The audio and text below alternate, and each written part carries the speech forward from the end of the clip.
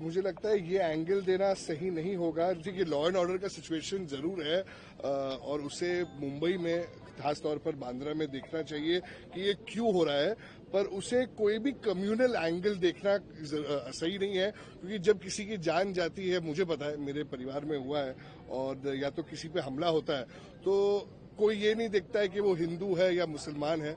तो मुझे लगता है इसमें कम्युनल एंगल नहीं देना चाहिए, सिर्फ ये देखना चाहिए कि देश का हर एक नागरिक उसकी सुरक्षा होनी चाहिए और law and order situation maintain होना चाहिए पूरे भारत में। तुम्हाला वाटत नाही का मुंबईतला लॉ एंड ऑर्डर हे बिघडलेलं आहे? नक्कीच आप सही बोल रहे हो कि व्यवस्था जो लॉ एंड ऑर्डर की थी, जैसे हम पैदा हुए बांद्रा में, मुंबई में, और हमने देखा है पहले जैसा था वैसा अभी नहीं है, और बहुत सारे लोग अब जाके इसके ऊपर आवाज उठा भी रहे हैं। और मुझे लगता है लॉ एंड ऑर्डर सिचुएशन के बारे में कुछ जरूर करना चाहिए, और मुझे यकीन है कि जो हमारी सरकार है और आदरणीय गृह मंत्री और मुख्यमंत्री साहब है इस पे कठोर से कठोर कदम उठाएंगे। असैफ अली खान उन कुटुंबाशी काही बातचीत झाली तुमची या काळामध्ये? नहीं, कुछ ऐसी बातचीत चालू नहीं है। दिशांजी, तुमचं स्टेटमेंट रेकॉर्ड झालेलं आहे। नाही, तुम्ही बघा, स्टेटमेंटमध्ये सर्व फॅक्ट्स आहे, आणि मैंने जब मुझे मुंबई पुलिस ने पूछा कि आपको किस किस पे शक है, तो मैंने और मेरी परिवार ने सारी चीजें स्पष्टता में मुंबई पुलिस को बताई है।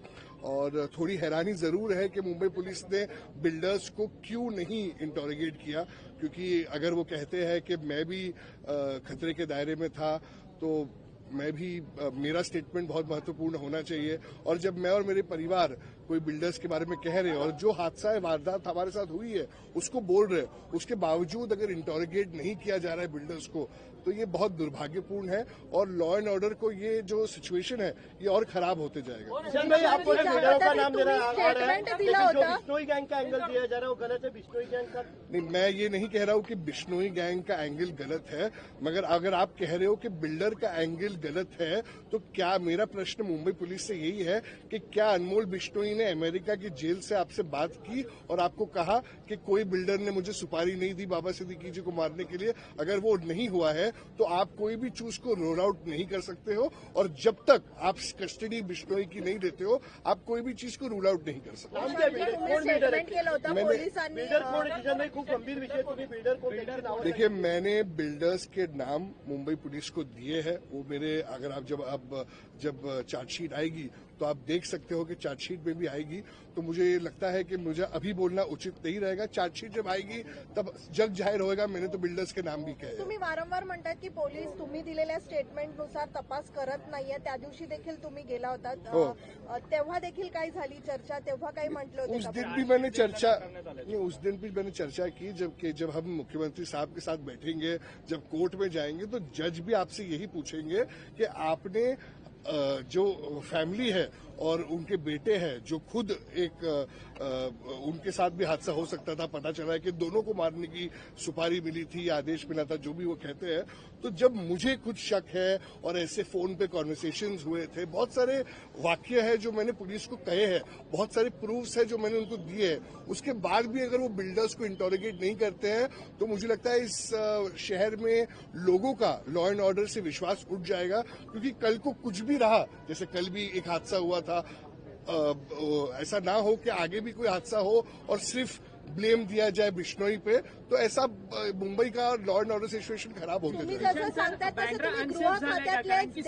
एक घटना होताना पाहायला मिळतात। सलमान खान जिस बांद्रा में हम पैदा हुए थे, जिस बांद्रा में हमने हमारा बचपन बिताया है, उस बांद्रा और अब इस बांद्रा में बहुत फर्क है।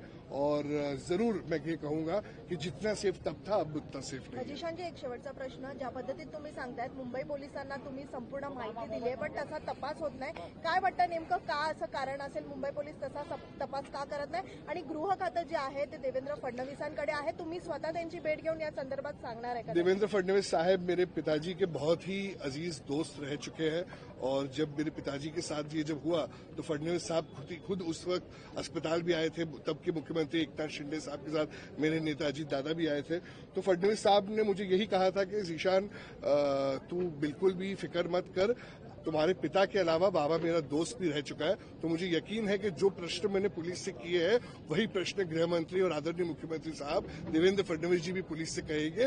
और जिस तरीके से हम ये चाहते हैं कि इंटरोगेशन हो, एक फेयर इंटरोगेशन हो और बिल्डर्स से भी पूछताछ हो, और मुंबई पुलिस से कर सकती है, इसीलिए हमारी अपेक्षा मुंबई पुलिस से रहेगी। पण गृह खात्याला तुम्ही काही पत्र लिहिणार आहात का? तुम्ही फडणवीसांची भेट घेऊन या संदर्भात माहिती देणार नक्कीच आहात का? मैंने अजीत दादा से भी मुलाकात की है 2 दिन पहले, और इसके बाद मैंने फडणवीस जी का भी समय मांगा है, और मुझे यकीन है कि जल्द से जल्द मुझे फडणवीस साहब भी समय देंगे, और मैं अपनी जो चीजें हैं मेरी और मेरे परिवार की फडणवीस साहब के आगे रखूंगा, और वो भी पुलिस से जो प्रश्न मैंने पुलिस से पूछा है वो भी पुलिस से वही चीजें पूछेंगे। ईशान सर, महायुतीचं सरकार आल्यानंतर कट्टरतावाद वाढलाय का? ज्या पद्धतीने नितेश राणे यांची वक्तव्य आपल्याला पाहायला मिळतात, ते जबाबदार मंत्री आहेत, परंतु त्यांच्याकडनं हिंदू आणि मुसलमान असं सातत्यानं भेद होणार देखिए, नितेश राणे जी का जो व्यक्तित्व है वो उनका पर्सनल व्यक्तित्व, अगर आप देखेंगे तो उनके ही पार्टी में बहुत सारे नेता है, जैसे राहुल नार्वेकर जी है जो हमारे स्पीकर भी है, वो खुद उनके मतदार संघ में जाते हैं और कहते हैं स्पष्टता में कि नितेश राणे की जो बोली है उसको वो इंडोर्स नहीं करते और भारतीय जनता पार्टी इंडोर्स नहीं करती है। तो खुद को अगर वो कुछ बोलना चाहे तो वो उनको मुबारक हो। महायुति का ये कोई स्टेटमेंट नहीं है, और महायुति क्या, उनके पार्टी के लोग इसको कंडेम करते हैं, तो हम तो हमेशा से कंडेम करते हैं। हम एक सेक्युलर पार्टी है और डेव्हलपमेंट और विकास पे विश्वास करते हैं। जबाबदार मंत्रिपदावरती आहेत, विशाळगडाच्या उरूसचा विषय आला तर ते म्हणतात की विशाळगडाचा उरूस मी होऊ देणार नाही, आणि जिल्हा प्रशासनाने त्या उरूसवरती बंदी घातली। ऐसे बहुत लोग आए, बहुत कुछ कहे हैं, और इसका जवाब महाराष्ट्र की जनता ने उन्हें दिया और इस बार भी दिया। पण देवेंद्रजींनी त्यांना चाप लावणं गरजेचं आहे का? कारण सत्तेतले जबाबदार मंत्री आहेत, असं असताना एखादा धार्मिक तेढ निर्माण होईल अशी विधानाकडे देवेंद्र फडणवीस यांनी दखल घेणं गरजेचं आहे, कारण तुम्ही सांगणार नहीं, जरूर 100% जब हमारी मुलाकात होगी पार्टी मीटिंग में भी और ज्वाइंट पार्टी मीटिंग्स में भी, कि ऐसी भाषा और ऐसे चीजें कोई भी धर्म या कम्युनिटी के अगेंस्ट नहीं बोलनी चाहिए, और अगर वो एक इज्जतदार आदरणीय मंत्री है तो उनको तो मुझसे ज्यादा पता होना चाहिए। जितेंद्र आव्हाड ने भी सैफ अली खान के हमले को लेकर कैमरल एंगल दिया है, उसको कैसे? जितेंद्र आव्हाड साहब के बारे में मैं क्या कहूँ, वो कुछ भी कहते हैं। वो एक संजय राउत जी है और एक जितेंद्र आव्हाड जी है, कुछ भी कहते हैं तो उनको मैं सीरियसली लेता नहीं हूँ।